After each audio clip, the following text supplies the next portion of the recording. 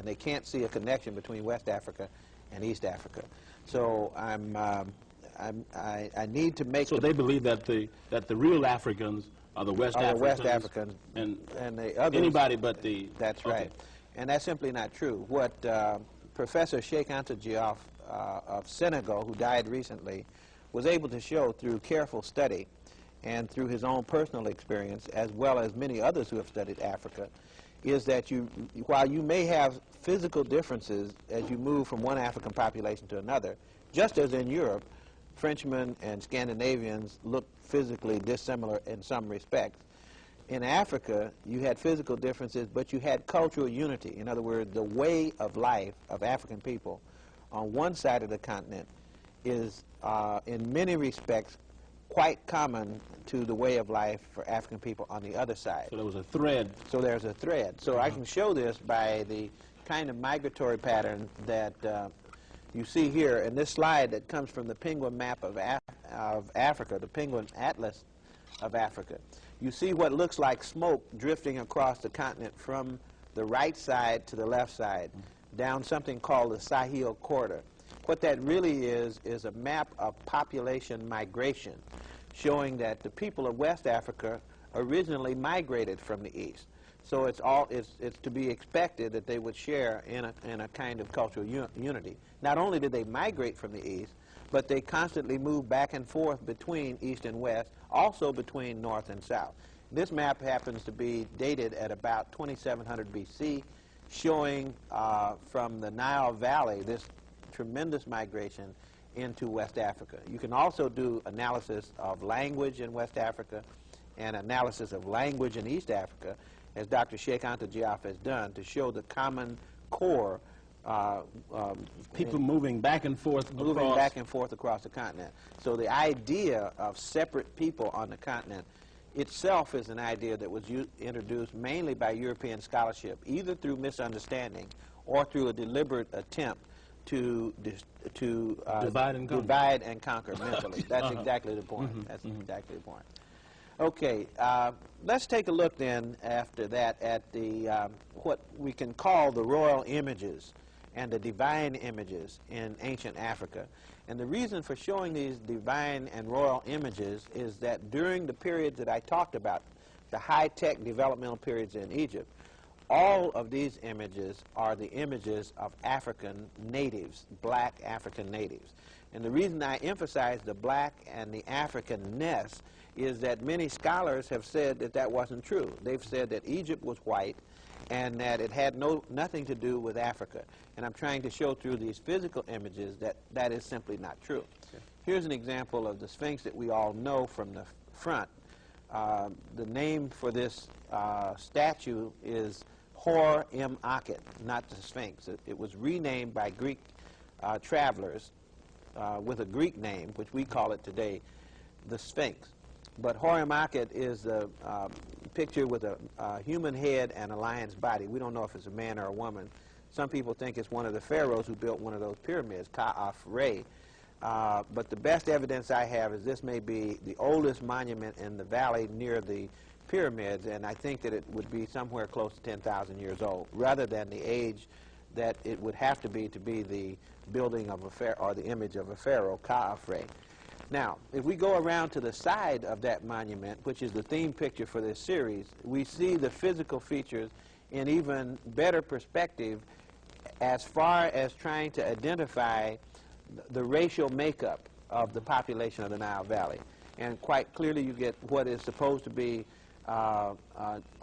so-called Negroid or high cheekbones, the thick lips, and even with the nose missing, you know, from this angle, you can see that this is a typical African profile. That nose and the beard that were on this statue are now in the British Museum. Let's talk some for a minute. Why Egypt?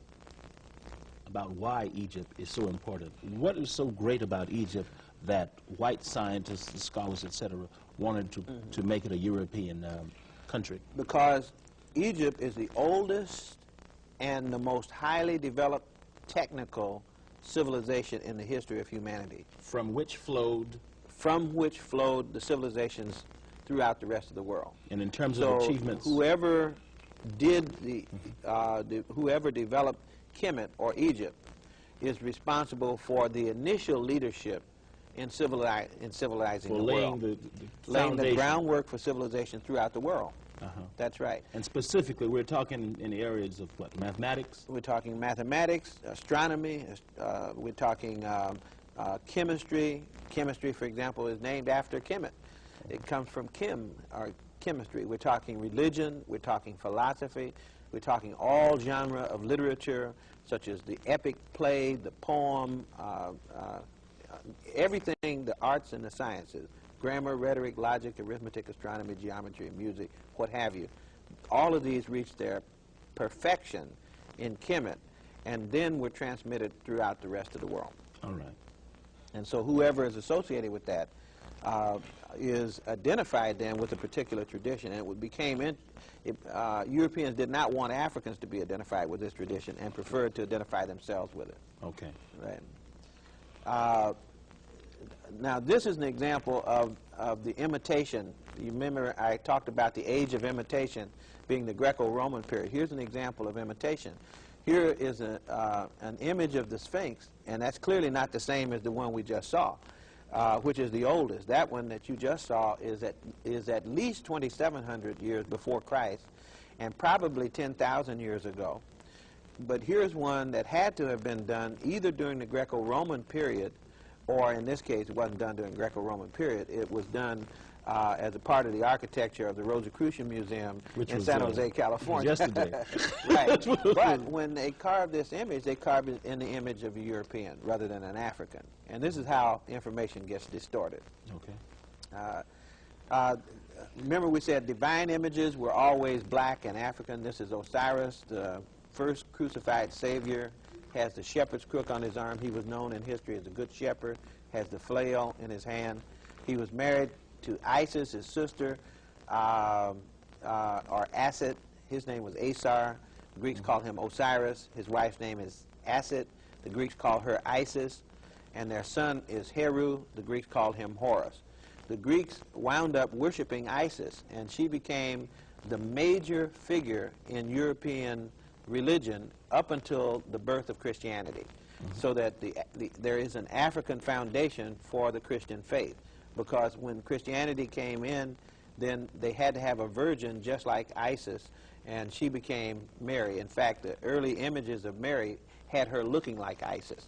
Okay. So these would be some of the divine images of ancient Kemet. But some of the royal images of ancient... On the other one, yes, Isis was shown on television some years ago. She was shown as a white woman on television here in this country, and looking more like Wonder Woman than like she actually did in her African carvings or paintings. Right. Okay. Okay, then we have God Ptah. This is just one of many gods. Again, they look, all of these look like African. And most of these images are either not shown or they're shown out of context. So it's a little hard for people to associate the blackness of the image with the civilization of Kemet and that civilization with the people of Africa. What did the Africans say about who they were? I mean, these Egyptians say the Egyptians were very clear about who they were. They said, we are Central Africans. They said, we came, our home is at the source of the Nile River, at the foothill of the Mountain of the Moon, which places them somewhere near either Kilimanjaro or Mount Rwenzori. They said that our home is the Holy Land. They call it Ta Necher, Ta Nuter, which means Ta meaning land, and Necher or Nuter meaning God's land. So the land around Somaliland, Punt, in later terminology, was in the minds of the ancient Kemites the Holy Land. So that was their home, and you find all during Kemetic history their orientation, their physical orientation to the south. They always look to the south just to get their bearings for their map. They also look culturally to the south. And at no point is there any evidence in Egyptian history that they claimed an Asiatic or a European origin for themselves. That's what they said. Okay. Right. Okay, we have another picture of a god. This is God Geb. Again, these are divine images, and I could show many. The older they get, the more like African people they are.